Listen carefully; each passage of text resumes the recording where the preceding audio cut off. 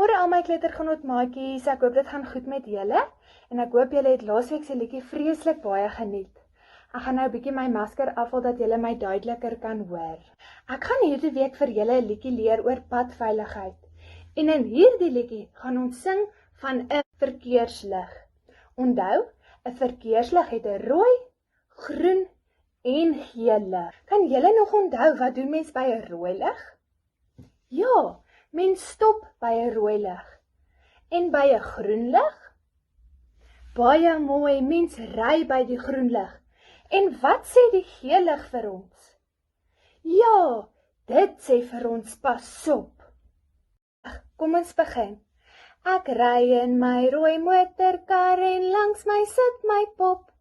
En as ek by die rooi lig kom, dan weet ek moet stop.